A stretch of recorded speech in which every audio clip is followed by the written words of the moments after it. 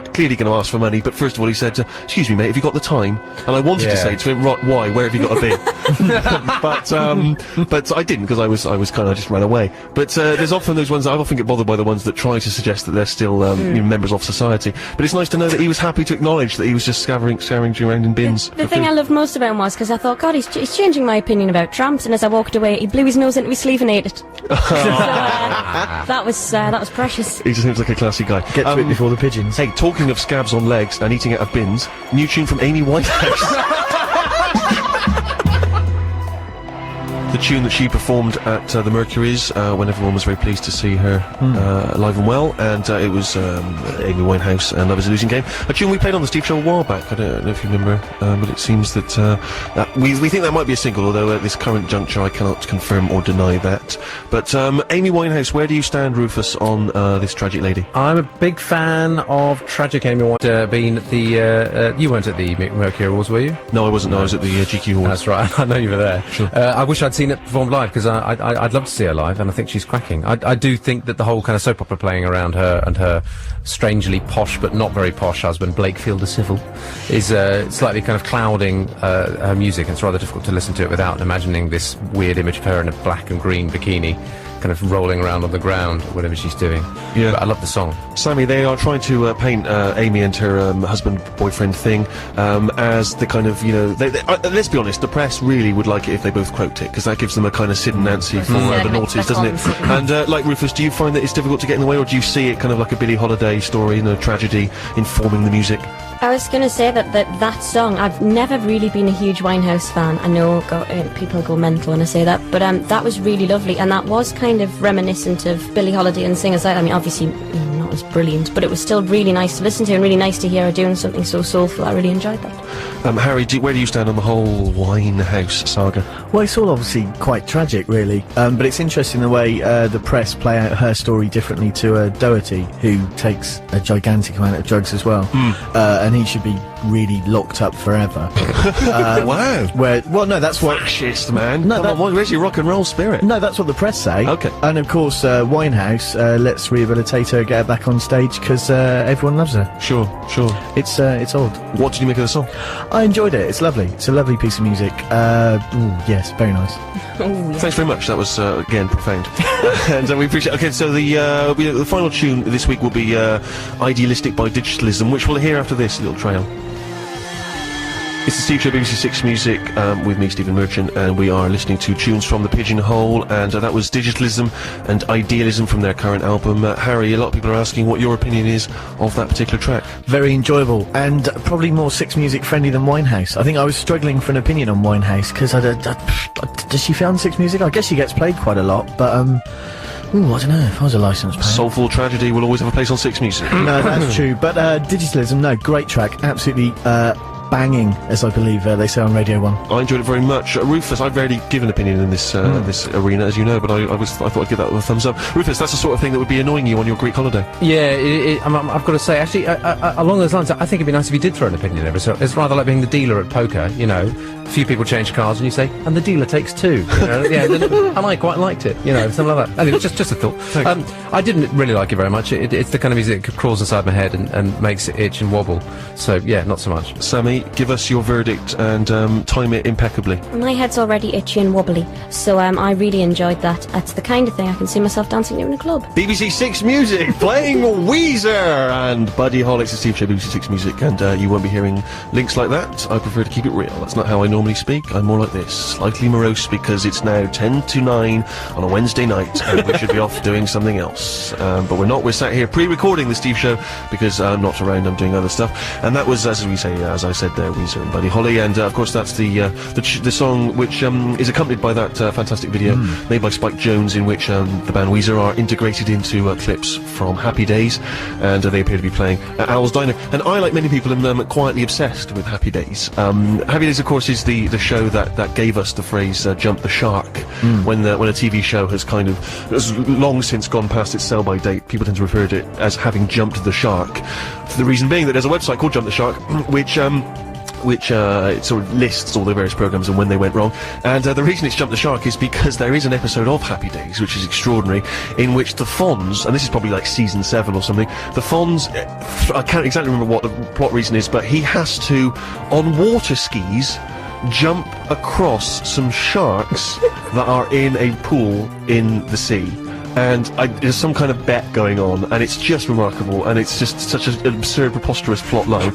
And the extraordinary thing about it is that there's so many amazing plot lines from Happy Days that people forget. There was one I remember where the Fonz is temporarily blind. Yeah, that's brilliant. And at one point, one of them, Richie or somebody's looking through the Fonz's window, bedroom window, kind of watching him as he's sort of almost in tears, is kind of trying to reassemble his bike, which he's dismantled, while blind. And he's sort of, and Henry Winkler's kind of playing it like it's real tragedy, and the audience is just not laughing at this moment. And I think the Fonz is giving some kind of speech about, you know, the difficulties and how you take things for granted, which is remarkable. There's another one where there's a magician who's supposed to do an escapologist routine where he's chained up and gone inside a kind of, you know, one of those crates of water. And for some reason, it's at a school, why they're having an escapologist at a school, I don't know. But for some reason, the escapologist is knocked unconscious and can't do it. So as not to disappoint, the Fonz takes his leather jacket off, is chained up, is put inside this vat of water. Again, the audience, they're timing it. Tick, tick, tick, tick, tick. Oh my god, the Fonz hasn't escaped. Surely he's going to be dead. They tear the lid open. The Fonz is not in there. He walks on from the wings, soaking wet, but wearing his dry leather jacket. The studio audience, round of applause, like he actually escaped from something. No, they just cut, remember? But then my favourite is an episode where the Fonz basically does away with racism in America. Oh, you told me about this Well, it's one, yeah. extraordinary, where he goes to the Civil Rights March in the Deep South, and he walks into a diner, and there's a sign that says, no black people will be served here. And he's got a couple of black friends with him, and obviously the Fonz won't tolerate this. And as he's walking, remember he used to hit the jukebox and the song would start? Well, as he's walking out of this diner, he hits the counter, and the sign falls down that says, no black people. And again, the audience round of applause. And I just think that's no way to battle racism, because any good racist worth his salt, just hang that sign back up again as soon as the Fonz left. But it's an absolute joy, and it's worth hunting them out on YouTube and stuff. Brief Happy Days trivia. Later episodes, the Fonz had a dog. What was it called? Oh, right, no one knows this. No one knows this apart from me. And we can't even throw that out as a text question. No, Spunky Spaniel. Really? True. No. That's absolutely true. Later episodes, he had a dog. It's like, we don't know what to do. Let's give him a dog. And yeah, Spunky Spaniel. But there were some quite nice jokes. Ricky always reminds me of, there's a nice bit where he's on jury duty, the Fonz, and the foreman is reading out the verdict. And The verdict is sit on it. No, the verdict is 11 not guilty and 1 not guilty amundo. It's quite a nice joke. Anyway, Sammy, it's your choice for the Steve Show here, and what music have you chosen for me? Myself, I believe his name is Jean, but it's spelled Jeans. So I'm going to pronounce it Jeans. Okay. Now, Rufus, would it be Jean with an S? Could you do that? Yeah, even if it was French, if it had the S at the end, you wouldn't pronounce it. It would be Jean. It would be Jean. Well, I might go with Jean goes pop or Jeans goes pop. He is from Newcastle. It's probably more likely to be Jeans. And this is a song called Car Crash. Jeans or Jeans go pop. And what was the name of the tune? Car Crash, which is quite delightful. I'd like to point out that you can find him on MySpace, and pop is all in capital letters with an exclamation mark at the end. And he does it all himself. So there you go. All the drums, the piano, the singing, everything is him. He's a veritable Musical octopus. Yeah. Yes, Yeah. absolutely. And that's exciting news. We're always looking for musical octopi on the. Thank you, Rufus. Little Nice. nod for Rufus there. Yes, It's correct. actually octopuses, and the octopi is in fact incorrect. I think octopus goes like gradus, which means it's fifth declension, which means it is, in fact, octopi. So it's not Octopum. Octoporus. Now, Rufus, you are a man who's been to, I imagine, many kind of stately dinners and ambassadors' balls. But you sadly missed out this week when I very graciously took some of my cronies, my sycophants, to the GQ Awards, where I was lucky enough to win a award. I'm one of the Men of the Year. I think that was unquestionable anyway, but now it's actually legitimised by quite a classy award, I have to say. They've gone up market because it was cheap perspex before, but they've gone into when you won it last time? No. I was a Man of the Year jointly with Ricky many moons ago for just for all the charity work and stuff, but or the radio show we did on a rival station, one of the two. But yes, I took along Harry. He's a banker. He doesn't normally get to mix with rub shoulders with the rich and famous, and also Sammy, who from the north has never seen a famous person, and so she couldn't believe her luck. I've seen Jimmy Nail and Gaza. Sorry, can you top that? Of course, yes.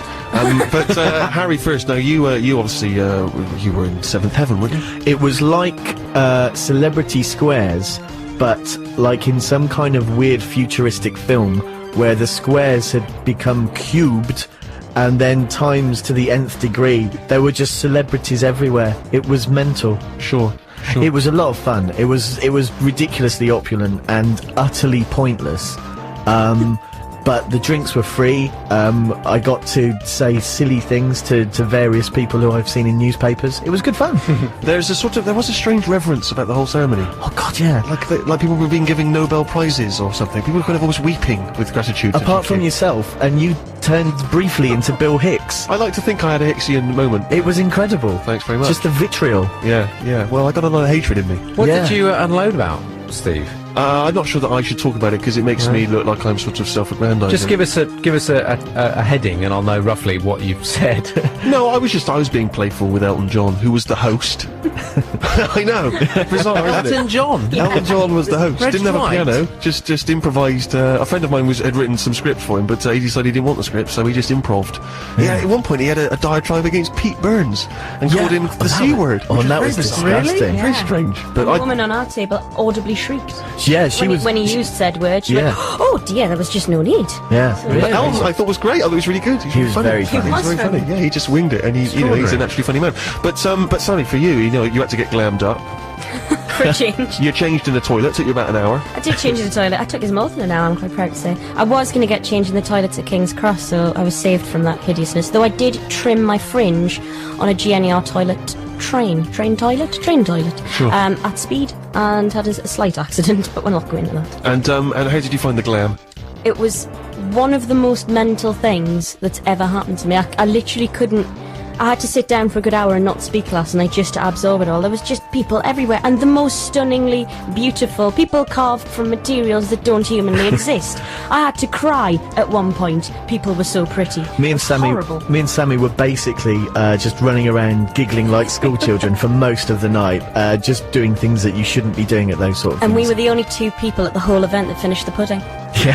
Which was brilliant. I just thought it was a nice mark Yeah. of the kind of calibre. Naomi person we Campbell are. didn't even accept her pudding. Pudding rebuffed. She turned it away. Didn't you? You saw Piers Morgan, didn't you? Walk over to Naomi Campbell's table at one point. He walked over to Naomi Campbell and went, "Naomi, darling!" It was... And Piers Morgan, since being sacked for being a rubbish newspaper editor, he's made a career out of going to those things and chumming up to people. It was incredible. What I love about him is the fact that he's got the gall now to be on a programme called America's Got Talent, where he passes the verdicts on other people's talent. Bizarre. Yeah. Which is extraordinary. But who were the big hitters for you in terms of the names that you saw there? Well, we've got a little game that we could possibly play. Yeah, because obviously me and Sammy were acting like children the whole night. Once the dinner had finished, we ran around getting the best place settings we could with people's name on them. So we were literally running around tables, pushing people out of the way to try and get the best ones. I leant over Kanye West at one point and then realised, oh my goodness, that's Kanye West. I really shouldn't be pilfering name labels. Well, he wouldn't know where to sit when he came back from the toilet. Oh dear, I think you may have blown one of my top trumps there.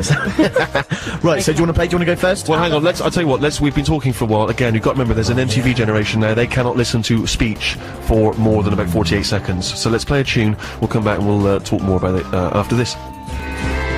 Yet another music star who died tragically young in a plane crash. That's Patsy Cline and Walking After Midnight from 1957. From 1999, Pavement and Major Leagues. So we were at the GQ Awards, and Harry and Sammy went round just collecting the place cards for something for kicks.